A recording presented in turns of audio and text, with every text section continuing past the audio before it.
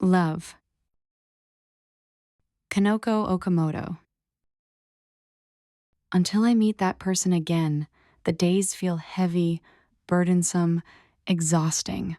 I think to myself that I will rarely, if ever, meet them again. Once I think so, I feel relieved, and the days return to their ordinary flow. I wait eagerly, almost impatiently, even for the small pleasure of 3 o'clock tea. I think about life's steady course marriage, raising children, arranging for old age things befitting a human lifespan.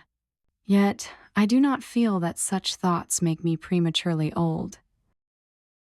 A thread passes easily through the eye of a sewing needle. The texture of tatami brushes pleasantly against the soles of my bare feet. I buy yellow chrysanthemums and arrange them in a vase. When the time comes to meet that person again, I sense something like a premonition.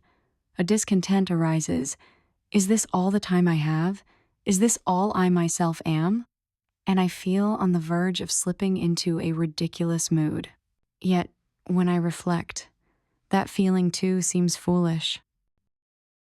The way such emotions rise and cancel each other in turn is like neon lights in the dark night sky. One moment flashing red beads, another moment jintan, ceaseless and restless. And so, inevitably, an opportunity to meet that person comes again.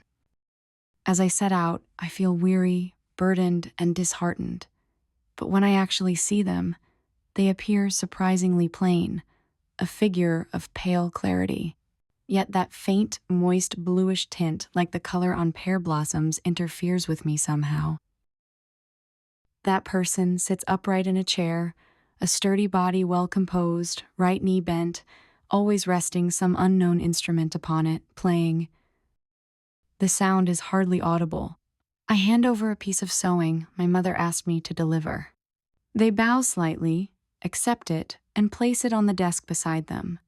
Then, with a gesture, they indicate for me to sit directly opposite and resume playing.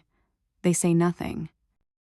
From the narrow slits of their eyes, a calm gaze falls quietly upon my chest as they continue to play. It is from this moment that my strange suffering begins. Within that person flows a river into which I feel I must dissolve myself. Gradually, I sense it drawing near. Yet suddenly, it seems as if they have armored themselves, clothed in imitation leather, coated with enamel, the surface producing dull, hollow sounds when tapped. My soul wanders around their body, searching for an entrance.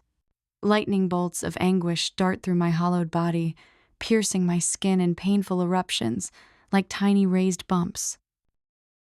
Distraught, my soul throws itself at their lips, their forehead only to be repelled, like a night cicada striking and sliding off an arc lamp, trembling with a faint, whimpering cry.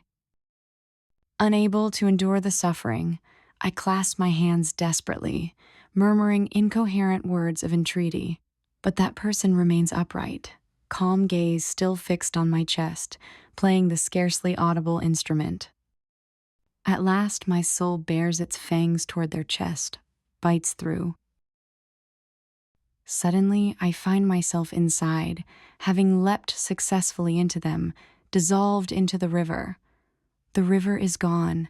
Perhaps I have become the river itself. I feel a robust strength surging within me, as if I could flow freely through the wild fields, wherever I pleased. Brightness and sharp scents surge upward. In such a field, no thought of marriage, hardships, or old age troubles remains. Now, should any man touch me, he would sizzle and vanish into ashes. I wish every man to know this. And yet, that person simply continues, quietly playing. But now, I am like a visitor inside a great Buddha statue, gazing at them from within. For the first time, the instrument's sound grows loud, like the merry murmur of running water. And yet, to return from there to my own self again requires effort. I must cross the loneliness of sea and mountain.